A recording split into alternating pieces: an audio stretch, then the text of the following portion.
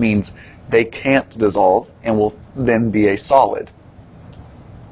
So the mixing of these two reactants formed an aqueous product and a solid product. That solid product is called your precipitate.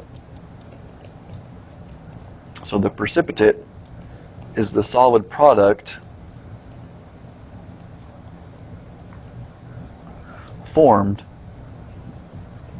from two aqueous solutions. Okay, so in this case our AgCl is our precipitate. Now, something to consider though is that this isn't really the whole story about what's happening with this reaction. Because what an aqueous ionic compound really means, for example, if I had some sodium chloride that I put into this water, the sodium chloride goes in, but what happens is since it's soluble, it breaks up into sodium ions and chlorine ions. There is no actual sodium chloride present. For that reason, it's better to actually think of this as the whole true picture of what's happening. You don't have any sodium chloride, you have sodium ions dissolved in water and chloride ions dissolved in water. Notice that I'm giving their charges because they're ions. So the sodium chloride is breaking into these two things. Additionally, you have silver ions in water and nitrate ions in water. So again, the silver nitrate is broken into silver ions and nitrate ions. Then that is just representing the reactant side of this equation. So I'm going to draw my little arrow and we're going to think about the product side. Your sodium nitrate up here is still aqueous, meaning those sodium atoms are still just floating around in water, as are those nitrate ions just floating around in water. However, what is different is the silver chloride actually came together and produced something different. It produced solid silver chloride. So what we've just drawn here, this whole contraption on both of these lines, is what's called the complete ionic equation. The complete ionic equation shows the whole story of what's going on. It shows the soluble reactants and products as their actual separated ions. Now something to notice though is on the left side, the reactant side of this complete ionic equation, you have sodium ions, and those same sodium ions are present on the product side as well. The same is true for this nitrate. Nitrate is present as a reactant, and nitrate is also present as an ion on the product side. For that reason, we call these two ions, the sodium ions and the nitrate ions, we call them spectator ions.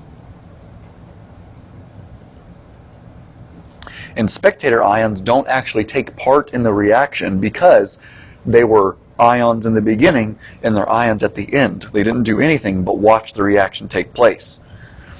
Now, and the final thing you can do is, since spectator ions are present in the same form at the beginning and the end, you can actually cancel them out of the entire equation.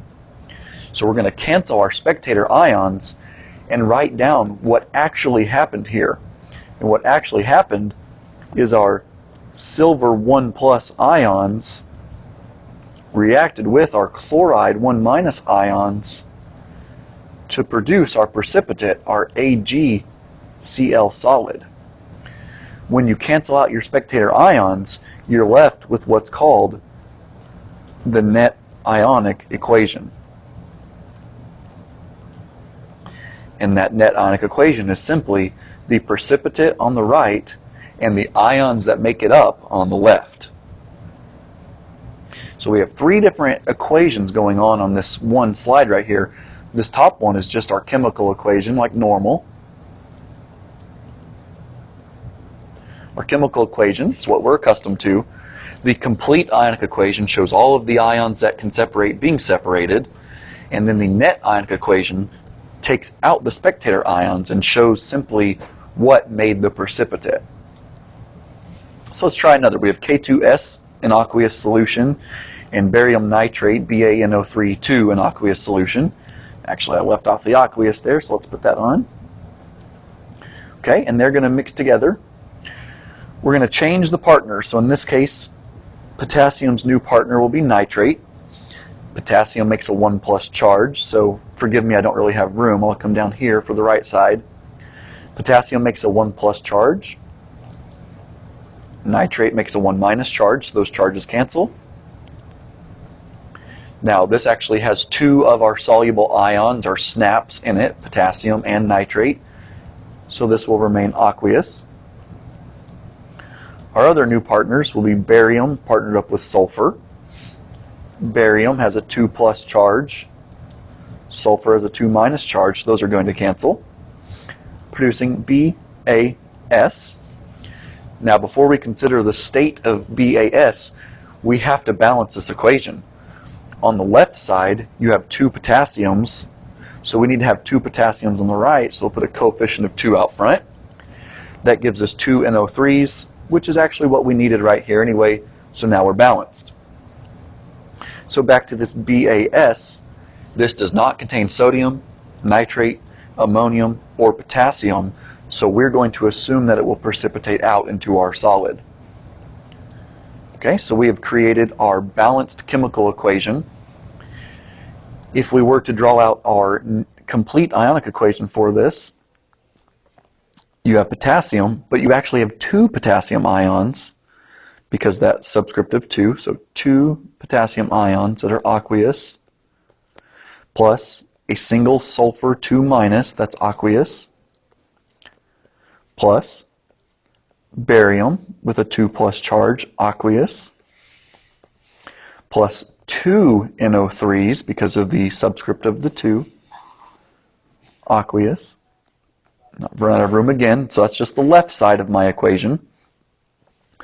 The right side, I have 2 potassium ions again, 2K+ aqueous, plus 2 NO3- ions, aqueous, plus BAS, which stays together because it's a precipitate. So here is my complete ionic equation for this.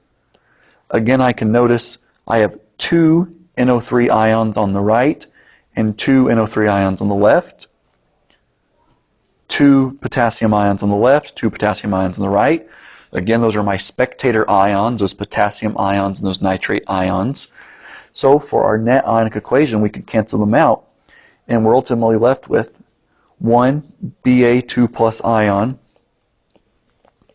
reacting with 1 sulfur 2- ion, or sulfide ion, to produce BAS solid. And here is our net ionic equation for this. Again, it's the precipitate on the right and the ions that form the precipitate on the left.